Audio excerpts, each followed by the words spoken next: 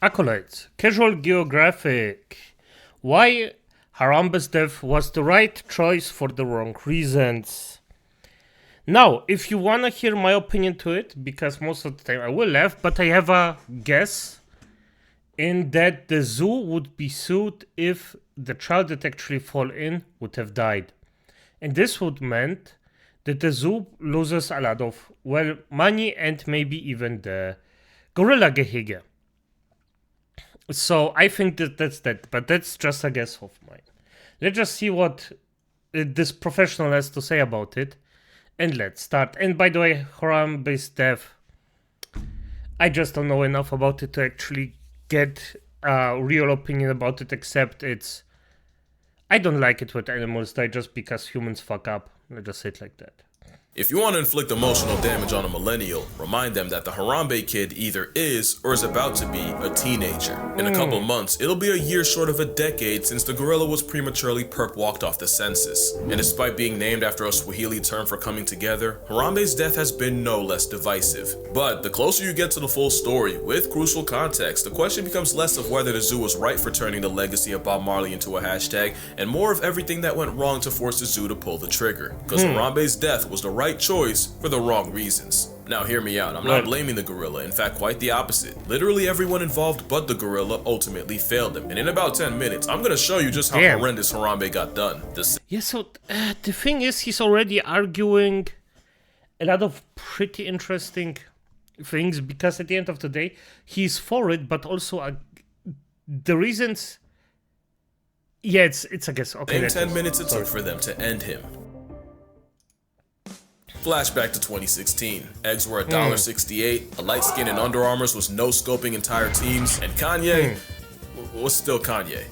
But he made graduation, all was good, until a 3-year-old canon event changed the course of mankind. On May 28, 2016, a mother took 4 children to the Cincinnati Zoo and got to the gorilla world habitat when the youngest boy said he wanted to go swimming with the gorillas. She went back and forth with him and then turned around to start putting kids in strollers when she heard a splash, followed by immediate screaming. Like any other human, she went to the railing, and that's when her mind took an indelible screenshot when she realized, Cincinnati 911. Hi, my son fell in the zoo exhibit at the gorillas. There's a male gorilla standing over him. I need someone to contact the zoo, please.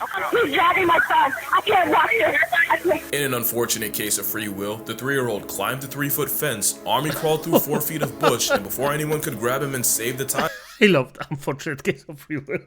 He fell 15 feet straight into the gorilla moat, where he was confronted by 450 pounds of adult primate. Harambe didn't seem especially aggressive, but watching him ragdoll the toddler likely took years off his mother's life. No one could say what was going through the gorilla's mind at the time, but we know what went last. Because at about 4:10 p.m., about 10 minutes after the boy fell in, a member of the Cincinnati Zoo Dangerous Animal Response Team life-retired Harambe with a bullet to the head. And life as we knew it was never the same. The slain simian was mourned by millions and memed by even more, to the point where there are people who use their right to vote on the corpse of a Kennedy gorilla, and that is the most political statement that will ever come out of this channel. But before we can judge what had to be an impossible decision, it's only fair to look at every angle, starting with the nature of gorillas. Gorillas aren't the menaces to society and skyscrapers we thought they were. Male gorillas are way more child-friendly than the average orang and chimpanzee. It's been said that the males that babysit more are considered more attractive to a tribe of hairy women. That's how they got their name. And being good with kids is more of a turn on than size, strength, or status. It's proven that guy gorillas on daycare duty will have 5 times as many children as those that avoid it, which is probably why they fight so hard for custody. You've never seen a gorilla hit the burners like that. But gorillas don't need Maury, they'll even step up for children that aren't theirs. A couple years back, the alpha gorilla... I'm gonna be honest, I envy this position. I mean, this is looked upon from gorillas as something good, and we as human beings see it as weakness. Damn. Gorilla of a group in Rwanda got sick, and since in sickness and in health is a human construct, the 4 gorillas of the group left, abandoning not just their baby daddy, but their progeny as well. With the infants barely old enough to feed themselves, it should have been curtains. But this story had a plot twist. The sick male had a brother, Kubaha, and Unc stepped up and looked after them. They'd sleep in his nest, treat him like a literal jungle gym, and he single-handedly kept the next generation up. And Kubaha wasn't an anomaly. In 53 years of gorilla research, it's proven that orphan mountain gorillas that lose their mothers early on don't have a greater risk of becoming a statistic because the males will often step in. Not only did a different study show the exact opposite happens to baby chimps, monkeys, and baboons that get the Bambi treatment, even if they do survive, they inherit zero social rank and virtually no chance at having children. It's the same story for animals like elephants, orcas, and hyenas. Being motherless is social cyanide, but not gorillas. Having one mom short of a full house, has zero effect on their social status, and it's believed that since mama gorillas often dip out before their babies mature, the males have evolved to cushion the blow. Plus, with chimpanzees murking monkeys, bush babies, that's a bush baby, and even doikers for food, and even the good vibes tree hippie known to turn lorises into lunch meat, gorillas pretty much being knuckle-walking lawnmowers probably doesn't hurt Harambe's case. Gorillas go out of their way to avoid conflict, and you really won't see them beating on something weaker than they are, unless they did something to deserve it.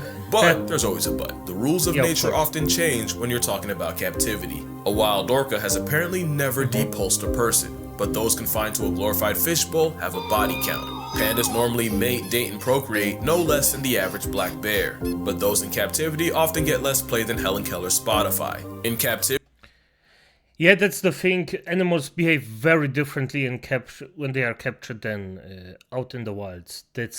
Or specifically wild animals. Yeah, that's actually true. I've seen a lot of studies of this, and especially as I say it more often, not wolves. Wolves are one of the most interesting cases in what I think.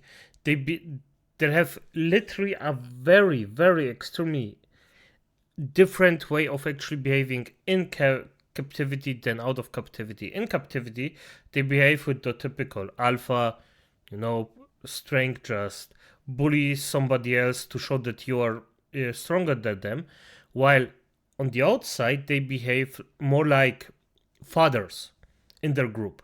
They also take the most dangerous roles in the group just to show, okay, I deserve to be your leader instead of just taking the lead. Mother gorillas will often reject their own babies, and it happens a lot more than you would think, so maybe the parental instinct doesn't apply as much to a gorilla behind the glass.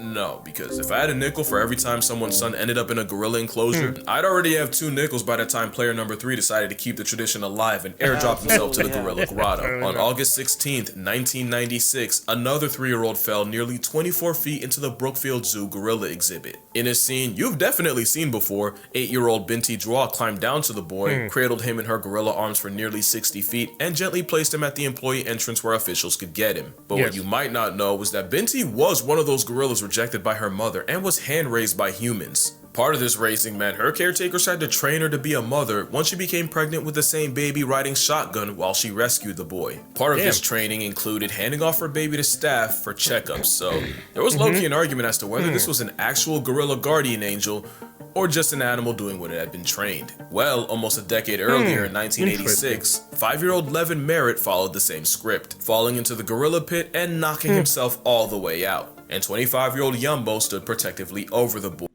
And by the way, what I think there is it always depends on the situation who fault it is. Because of course you could say that 100% of the time it's always the parents, blah, blah, blah. But there are also some safety rules you have to follow as a zoo or any company in that case. And if you don't follow those, well, then it's the zoo's fault. If you actually follow the rules and some dumb fuck just throws the kid over the fence, then it's their fault. It's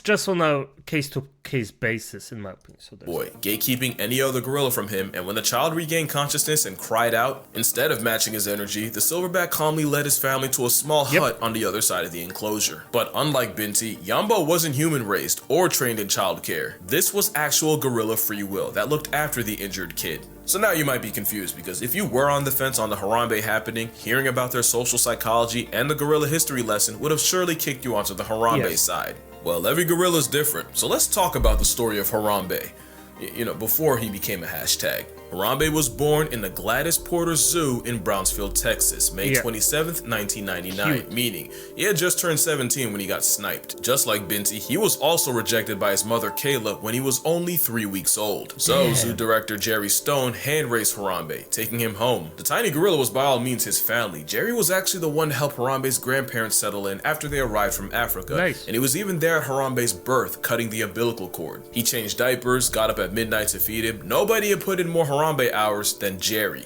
Jerry described him as a lovable troublemaker. He'd do things like throw water at female keepers and run away. He'd steal blankets just to give keepers an excuse to chase him. He'd even climb walls to get his keepers' attention just so he could fall backwards and make them catch him. By every account, Harambe meant well, but there was a point where Jerry stopped getting in the cage with him. Not because he was aggressive, but as he got bigger and stronger, there was a legitimate chance he could accidentally roughhouse Stone into eternal submission. But Jerry also noted that Harambe always looked after his siblings, fully embracing the big brother role. But on January 6th, 2002, before Harambe was even 3, someone left chlorine cleaning tablets way too close to a space heater, causing a leak of toxic chlorine gas that suffocated the gorillas. Zookeepers immediately called EMTs, and by administering oxygen, they were able to revive 8 of the gorillas. But there were 3 that never woke up: Harambe's mother, brother, and sister. Harambe got hoed by humanity long before Cincinnati. Speaking of which, almost 10 years later in 2014, Harambe was now 15, and time came for him to be relocated to hopefully start his own troop. Jerry actually pushed for Harambe to be sent to Cincinnati. That way he could contribute to their breeding program. And in September, the gorilla named after a Bob Marley song was transferred to the Cincinnati Zoo and Botanical Garden. And less than 2 years later, he would exist only as a statue. So there, now you have more background information than 90% of anyone who's given their opinion. Everything so far points to... By the way, 98% of people actually criticizing this didn't inform themselves well enough about the entire thing. I'm gonna say it like this. When the case came out, I informed myself pretty well about it, but this was a good refresher. And you still might think, well, this all seems very unfair that Harambe actually got gotten. Against Harambe being a threat to the toddler, yet experts like Jane Goodall, Jack Hanna, and primatologist Franz de Waal all seem to agree the zoo made the right choice. And I'm with them. Harambe had to die.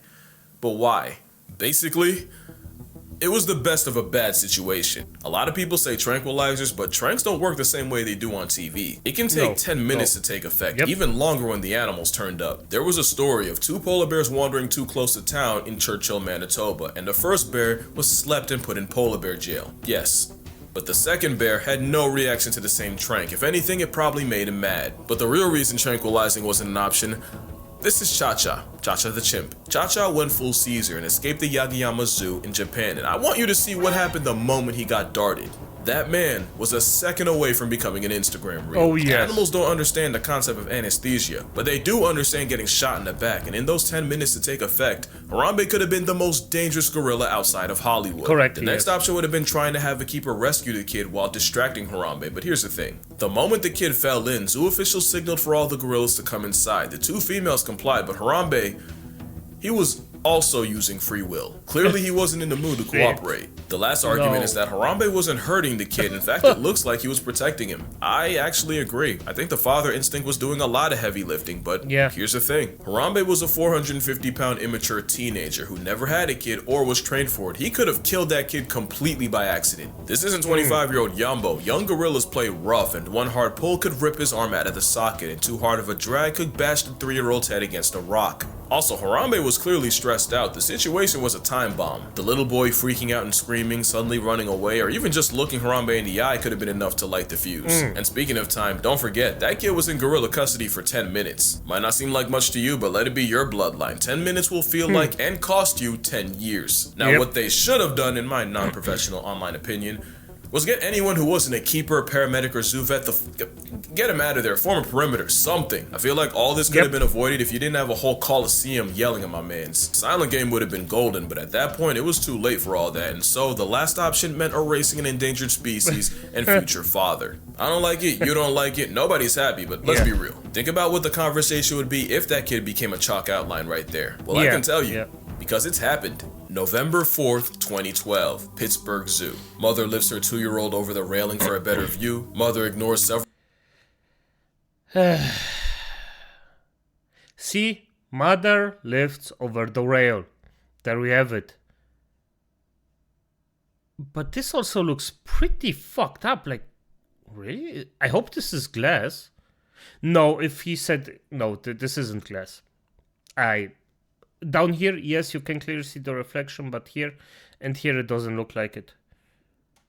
I think the zoo fucked up more than the... I mean, the mother also fucked up. You never lift a toddler above this. Like, come on. Don't be that stupid, but the zoo should have done this thing everywhere here. Several warnings and signs. Mother somehow lets child slip and Maddox Durkosh fell, bounced off a safety net meant only for phones and cameras, and touches earth inside the enclosure. Problem was, the toddler landed with the African wild dogs. Yeah. He didn't suffer long. The most efficient pack hunters in Africa, the ones infamous for turning body to buffet before it can pass away. Look, I can spare you the details, just know it was quick, it was gruesome, and there was nothing anyone could do. The Durkoshes would file a wrongful death lawsuit against the zoo, seeking $300,000 because you can't put a price on life, but you can pay a lawyer to try. The family and the zoo would reach a confidential settlement. The endangered dogs were all relocated, except for the one shot by cops, and the entire exhibit was repurposed for another endangered African predator, the cheetah. You know, for the longest I thought the zoo got screwed, but what I never knew was that in May of the same year, some of the same wild dogs dug out of their den and got the entire zoo put on lockdown. And as early... See, this is what I mean. They didn't prepare correctly. There are always two sides. If an animal can dig out, you fucked up big time. Big time. Early as 2007, a member of the Zoo Safety Committee explicitly warned of guests dangling children over the exhibit opening and advised them to install plexiglass to cover it. But no changes were made until a kid got eviscerated 5 years later. Now, I don't think I'm letting the mom off. I got a lot of thoughts, and they're all explicit. But the zoo was liable and negligent, and it cost them and the dogs, even though common sense would have saved the day. But common sense would have been a godsend on Christmas Day 2007, San Francisco Zoo. Look, we've all heard the story of Tatiana the venge-lusting tiger, so here's what we know. 3 guys, 17-year-old Carlos Sousa Jr. and the 19 and 23-year-old Dullywell brothers taunted a Siberian tiger. Pine cones and sticks were likely thrown at the tiger. The brothers' father admitted that the boys were drunk. Tatiana escaped, murked Sousa, and mauled the brothers until she was eventually shot by cops. And the Dullywell family settled a suit against the zoo for $900,000, and the Sousa family settled a wrongful death suit for an undisclosed amount. And both brothers would use their second chance at life to get into several run-ins with the law, one including a drunken fight with police, and the younger brother would pass away in 2012 due to unknown causes. By every metric, they fucked around and found out, and the 2 that lived came up almost $1 million off it. But 2 things can be true. The zoo screwed up bad because days after the attack, they said the moat Tatiana had escaped from was at least 20 feet tall. Turns out it was 12 and a half, a full 4 feet lower than federal safety standards. And if you know tigers, that is one fuck of an oopsie. But also, after killing Sousa, Tatiana tracked the brothers down, but because cafe employees refused to let the 2 in, the Siberian Fury pulled up outside the cafe and mauled them again. It took 6 full minutes for zoo employees to realize that the brothers weren't drunk idiots screaming. They were drunk idiots screaming, but not lying about a tiger John Wicking them. And because the zoo was under a Code 1 lockdown, it took another 5 minutes for zoo security to let police and fire units in. Those extra 10 minutes mean a lot when you're actively getting turned out by a tiger, and it probably would have saved Sousa's life. 2 things can be true. Tweedledee, Dim, and Dumbass pissed off an apex predator and earned themselves a nomination for a Darwin Award while getting an endangered species past tense in the process. But the zoo was also painfully negligent in every aspect, especially since just a year before, keeper Lori Cummigan was mauled by the same tiger while feeding her through the enclosure's grill, and Tatiana's temper tore the skin off her arm, resulting in several surgeries, skin grafts, and California OSHA fining the zoo for safety violations. Lori would also sue and would also settle for an undisclosed amount. And after Tatiana's final act, the zoo would raise the barrier from 12.5 to 19 feet. So you see, the zoo and Harambe were screwed the moment someone spawned into his enclosure. And really, Harambe was dead the moment he chose free will. In fact, if that child would have died, Harambe certainly would have been past tensed, all the gorillas might have been packed out, and the zoo would have been sued beyond oblivion. The zoo would modify Gorilla World by raising the outer barrier and loading up on netting and fencing, but the real victims here were Harambe, the child, and gorillas as a whole. And as much as I want to dump on the mom, Well, the internet's kind of done that already, but kids are walking kamikazes. Not excusing it, because damn it, watch your crotch and the things that come out, but you don't think a kid will, till they do. And mama, I love you, I really do, but when I was about knee-high, my mom turned away for a second at the park, and when she turned back, she saw me on the other side of a pond leaning in. And if both my parents didn't go Usain Bolt and catch me before I fell in, well, we know how that story ends. I also almost got kidnapped. And I only say that now because my mother never lets me forget it. But yeah, that's gonna do it. Drink water, hug your mother, hold your kids. They're stupid. Rest in primate Harambe, and I'ma see y'all in the next one. He's correct. Harambe and the kid are the ones that got shafted with it. And the entire thing, because at the end of the day, for F's sake, come on, just... The poor gorilla, the poor kid, like, with a dumb fuck parent like that. It's not nice, but yes, and also the other thing is, yes, kids are freaking stupid. Do not hear somebody that says, yeah, kids are smart, they are really, really highly intelligent. No, they are dumb fucks, they are learning things, so there's that.